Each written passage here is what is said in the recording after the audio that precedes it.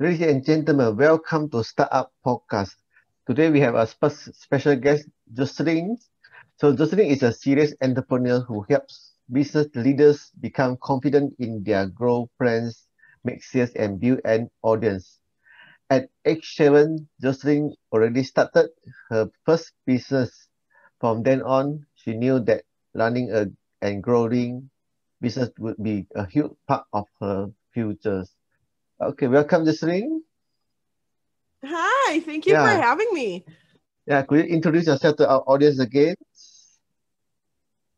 Yes, so my name is Jocelyn Kopac.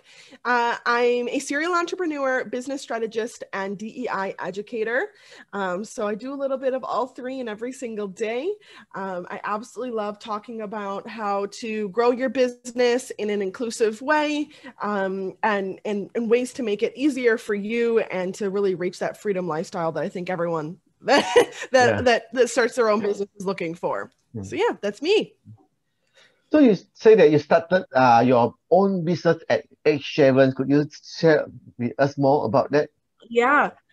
Yeah, so I started my first business at 7. I grew up on a small hobby farm in Wisconsin, which is in the middle of the USA. So, like, literally, if you're looking at a map, it's right there in the middle by the lakes that you see. Anyway, and with that, I grew up like 3 hours or so from Chicago, which is one of our biggest cities. And so we got a lot of tourists from Chicago up past Mm. my farm that I grew up on. And I started selling organic chicken eggs Oh, from the chickens I raised. And so people would stop on their way to or from Chicago. And they thought that was so cool because they could actually stop and they were at a farm and they were getting eggs and they didn't have to go to a grocery store for them. And that was my first business. And I did that all the way through high school. great. Okay. So since then, you after that you will become digital marketing to help the clients for their finding their own audience, right? Yes. Yep. Since then, I've pivoted a few times. I had a music-based business for a number of years, and then I pivoted into business coaching, which led into my marketing agency as it is now. And actually, how that happened was I was consulting on businesses, so really just helping Mhm. them with strategy. And I realized a lot of businesses had a really hard time defining their audience and who those people would be, and then making sure that they are reaching them in an authentic way that not only grew their audience but kept the audience they had and turned them into buyers. And so that's what I do now. I own the Digital Market, which is a marketing agency that helps usually service-based businesses build a brand online, which is basically making sure that there's people in their audience at all times, and new people to learn about their products and services. So as a new startup, as my audience, some is a new startup and there's new entrepreneurs. So how they going to research and get their ideal clients? What is your advice to them? Yeah. So when you're first starting, my biggest advice is don't be stuck with what you think is going to work. Because every single day you're going to find a new way of doing something or a better way to classify a client, right? Or maybe you just don't like what you originally started with and you're going to pivot into Mhm. something similar but different or maybe completely different. So don't be stuck with exactly how you started your business. Be really, really open to those pivots and those changes that are going to happen. And then utilize those changes to define how you are going to show up for your customers in a different way, right? I own a marketing agency. There's probably thousands of marketing agencies Mhm. that can help you with your social media or help you build your brand online, whatever their tagline is, right? And so you could go to one of any of those, and so we've come up with ways that makes our agency just a little bit different than the next agency over. And that has really helped us build an ecosystem of potential clients and clients, partners, everything, because we show up differently. And that's what's helped us grow past the startup phase, right, to like an actual small business, medium-sized business phase. So that's what I would recommend, is really be very open to those pivots that you're going to have to make, because everybody has to make them. I mean, I would consider myself a small to medium-sized business now, and we are making some huge pivots here in December. So we're prepped for 2021, in January 1st. And you have to be really, really open to those as a business owner or as a business leader to make sure your business is continually thriving. So how are they going to find their own new business owner or new clients? How are they going to find their own what? The new business owner that can lead to their business. Yeah. So how are they going to find clients? So one of my favorite things when it comes to finding clients, again, being really open to those pivots is really important, because you're going to find, like, maybe you thought you were going to be working with moms that wanted a side hustle while they raised their children under 3. Maybe that was what you started out with, and that's what you kind of thought in your mind. And then you started working with people and you realize that moms with kids 4 to 6 are actually way more fun for you to work with. They get better results when they work with you. And that pivot from what you originally thought to what you do think, or what you now know is the best way to work with people, is really important. So I would recommend doing that. Is really defining, getting super, super nitty gritty about who you help. The people that niche down, extremely niched down, make hundreds of thousands of dollars. It's just how it is, right? And when I say niche down, if I say mom, qualify that, right? Qualify that noun with an adjective, meaning what kind of mom? Young mom. Okay, cool. What kind of young mom? A young mom of 2 or less kids. Okay. What kind of kids, and so you can qualify that and continue to break down that qualification. And you're going to find, as you do that, you're going to come up with questions that they're going to ask, right? So like if you're a mom of young kids, questions you're going to ask are like questions, or how to get my kid to say things without a lisp. I don't know, all these things, right? And you're going to be able to build your content and build your business around that. And it doesn't even matter if that's not even something you sell.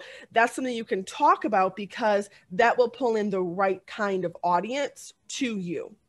And so that's what I would say, is make sure you're really, really, really, really niche down on who you're going to work with. You can always niche back up. You can always work with whoever you want to, but when you're putting out content, when you're creating a website, when you're building your branding, when you're building your packages and making sure that the results are going to get out of the packages, make sure you're niche down for a very specific kind of person. Not saying that other people can't use your services, your products, whatever, right? But it's built specifically for.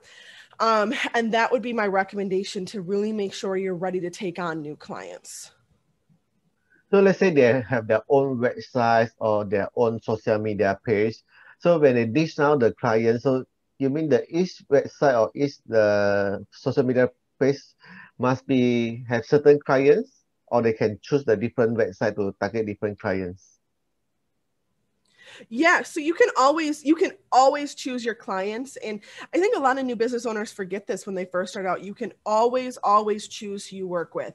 And the sales process qualifies them as much as it qualifies you to them, right? So if I'm going to go buy something, I'm going to look at reviews and everything, right, as a consumer, and that helps me qualify if what I'm buying is what I'm going to need, right? But on the flip side, especially if you're selling a service, it's your job to qualify if that person is going to get the results you're promising, or the results you want to see out of somebody working with you, right? And if they're not, then you're completely able to say, hey, this probably won't be a great fit, and here's the reasons. Or you can just say, this is not going to be a great fit. You don't have to even qualify it. And so your sales process has to have that two-way street, and it is a two-way street.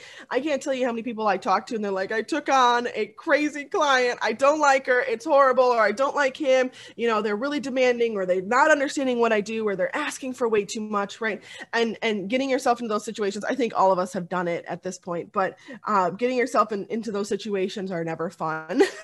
And you learn from them, but that would be my 2 cents when taking on new clients. Yep. Yeah. So I know you also is an expert of the content creator. Then what kind of the content that you advise for them to create in the daily or social media posting to get the clients' attention? Yeah, definitely. So content is huge in this day and age. We're in the day and age of the internet. If you're trying to run your business at all on the internet, you need good content. And content means anything you're putting out about your business. And when I say putting out, I mean blog posts, website, branding, social media posts, promos, partner, all of it, right? Your customer experience, all of that goes into your content for your business. And so, if you're not keeping up on that, not making sure that it's really indicative to how you work with and treat clients, you're going to create an issue, because people aren't going to want to come back, right? Which is never a good thing, right?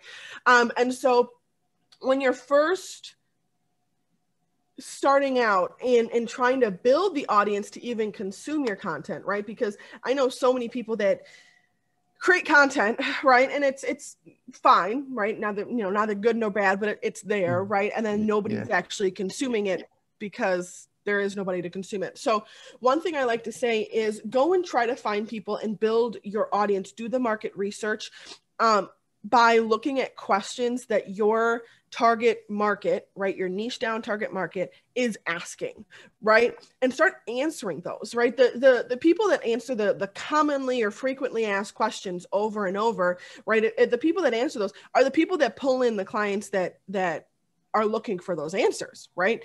And that's where I think a lot of people have gotten confused, where it's give value. And really that value is just making sure that people feel like you are an expert and you are going to help them.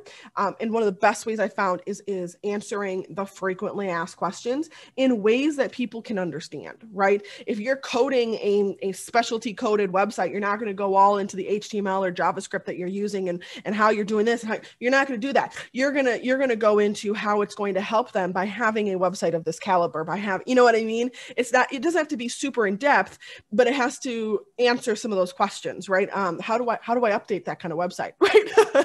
Right? Things like that they're going to be asking. And so when you're doing your market research, that's the best way to do market research is use Quora, use Facebook groups, use things that are already built where people are already asking questions on a repeat, like every single day there's new questions, right? And you're able to write them down and come up with ideas of how you would answer them, not how the industry would answer but how you as the business owner is going to answer them, right? Because I find, people ask me content questions and I answer them different than pretty much everyone else in the industry, right? Because I'm looking at it in a lens of I work with small women-owned businesses. They don't have a whole lot of time. They don't have a team.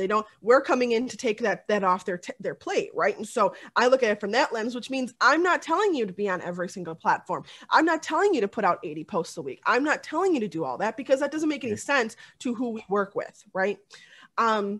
And so I would use those platforms that are already there, join the Facebook groups with, like, if you're working with moms, go join mom Facebook groups and see what questions they're asking and answer them for them.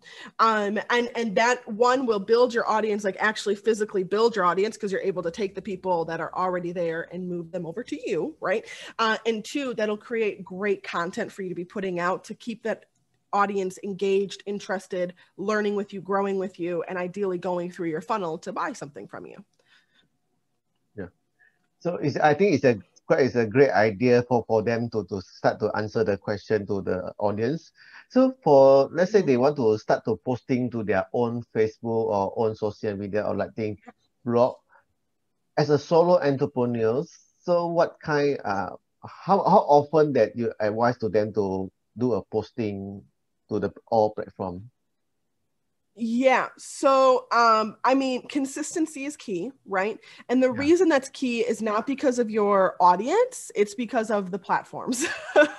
Yeah. Because Facebook, Instagram, Pinterest, Twitter, all like when you create new original content and put it on their platform, because it helps them with their one and only motive, which is to keep people on their platform for the longest amount of time possible, right?